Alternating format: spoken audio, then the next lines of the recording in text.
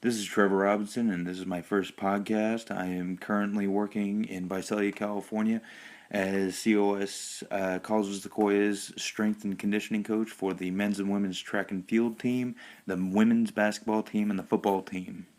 The one thing that I would like to discuss in this podcast is the idea of adversity and the young group of kids that we get into our junior colleges and how they respond to that adversity.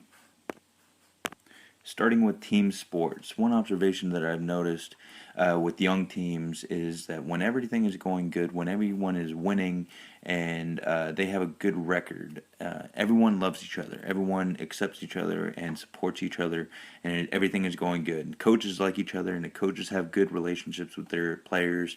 But I look at how their attitudes are when they are in adverse situations, when they're down by 2 touchdowns, or when they're down by a certain amount of points going into the fourth quarter, or when I want to see how they react to each other. I want to see if, okay, so we're down a couple touchdowns going into the fourth quarter. Who is going to respond well? Who is going to accept this challenge and continue to try to pick their teammates up and continue as a team sport?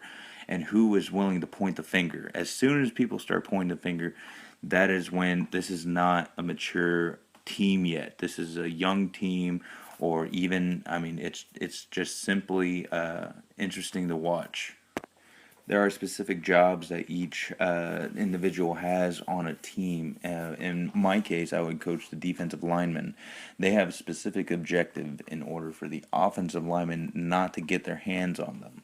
And so we would give them drills and hand fighting drills in order for the offensive linemen to not get their hands on them, and so they would have no excuse for holding, or to look at the ref and say if they did get held, then they missed a call, or they would start blaming the ref.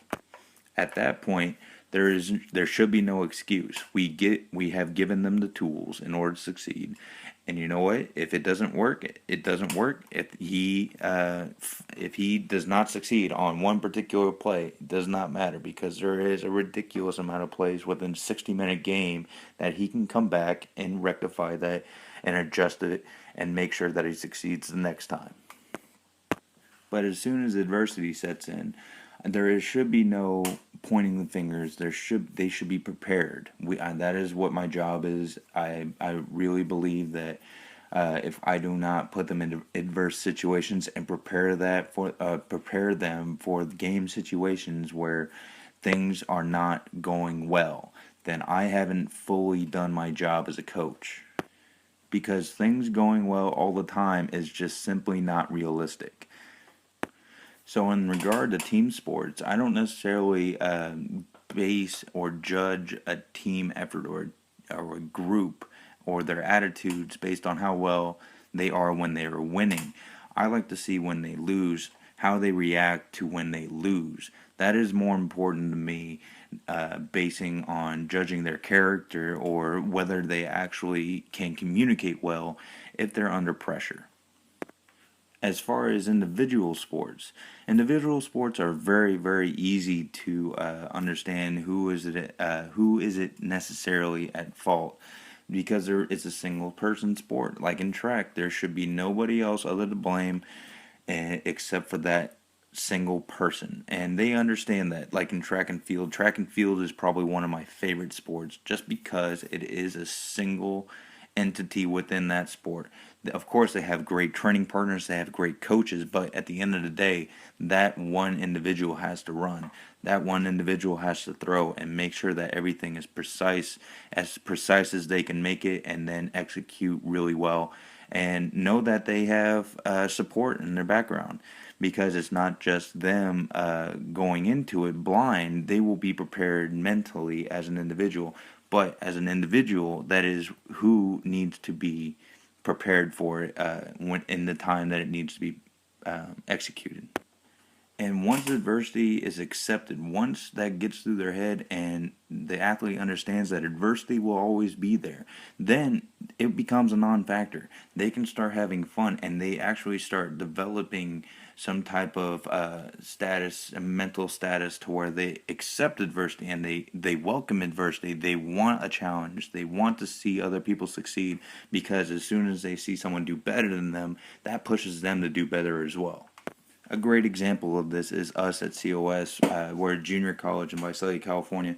We had the opportunity to take some of our athletes down to Mount San Antonio for a track meet, and as a lot of people know, down in Mount Sac last year they had the Olympic trials. So it's a really really big prestigious meet that is awesome to go to.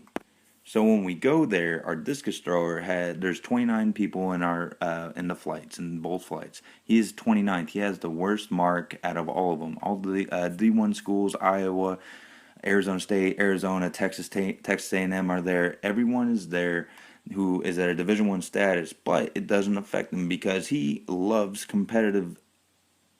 competitive mindset. He thrives in it. So by his third throw, he ends up going from 29th to 7th in the entire flight, in both flights. So that was just a moment that I was really proud that he was able to step up, make sure that he was able to calm his mind and be able to execute the way he knew how to execute. And it's awesome because he knows he can compete with these bigger schools. Just because he's at a junior college doesn't really necessarily mean anything when it comes to individual sports. And that is something that I really, really am excited to see him continue on with. Thank you very much. This is my first podcast for technology and kinesiology. My name is Trevor Robinson, and I'll see you next time.